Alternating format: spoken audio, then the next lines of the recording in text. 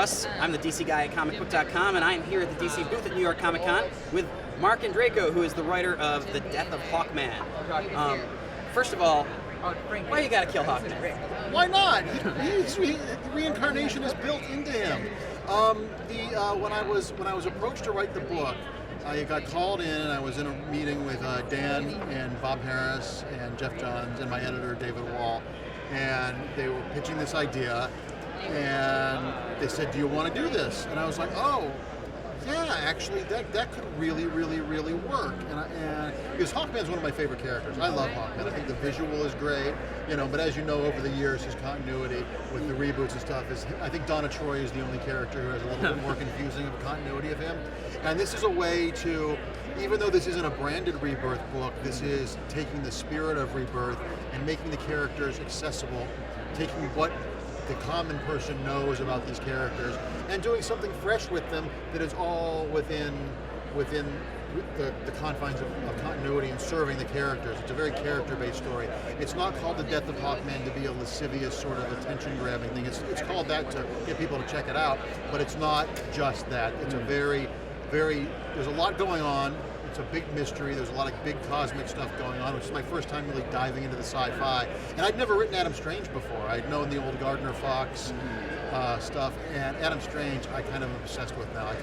Every time I see Dan, I'm like, can I do an Adam Strange regular book? Because he's super fun.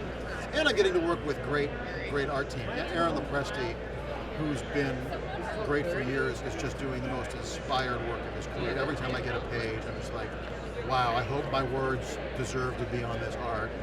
So it's a lot of fun to do these cosmic characters. It's a world that I've never really played in before, and it's a nice way to kind of exercise some muscles that I didn't know I had. Now, you're doing a lot of work for DC at the moment in a way that you haven't in years. I mean, during the New 52, it was pretty much you were elsewhere.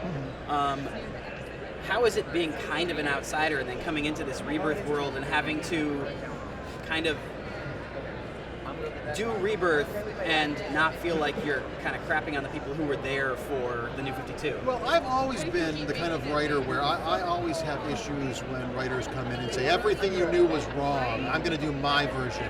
A good writer will take what has been done before and find the stuff that works, but that doesn't have to contradict stuff. The example I always use is if you're watching a soap opera on TV, you're homesick with the flu for a week, and you watch Days of Our Lives. The first day you watch, you're like, this is ridiculous. But I kind of want to follow these characters. By the end of the week, you know every character and all their continuity. And if you've been watching it for 35 years, there are nods to the history that you know, but you don't need to know that.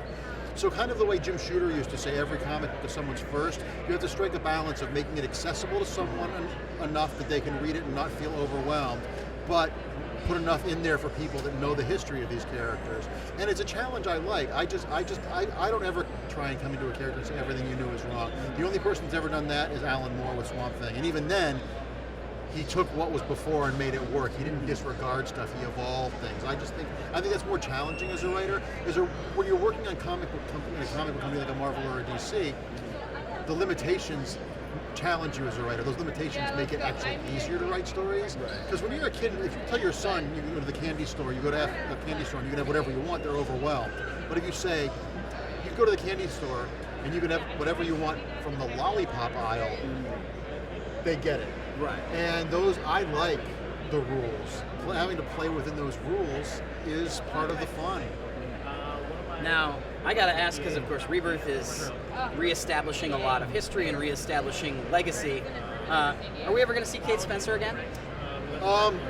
That's above my pay grade. I would love to. She's a character that, you were one of the original supporters in the press, and to have created her and have the devotion, even this now 12 years out, of fans. I still get literally hundreds of emails a year saying, I love Manhunter, when is she coming back?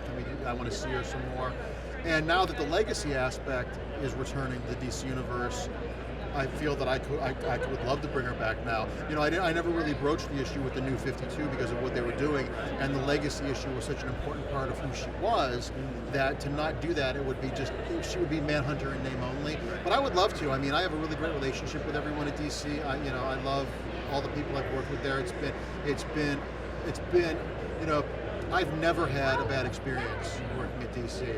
And that's not me towing company lines. They've been supportive of me, and Dan DiDio in particular is responsible for the existence of Manhunter. And I love DC. I love working with their universe. I love what they do. They've got a really good group of people, and it feels like friends. It feels like a place where you can suggest and experiment, and they'll be open to listen. They might not always let you do exactly what you want, but there's always an open dialogue, which as a creator and getting to play with these characters that are the world's new mythology, it's the best of all the worlds you could have.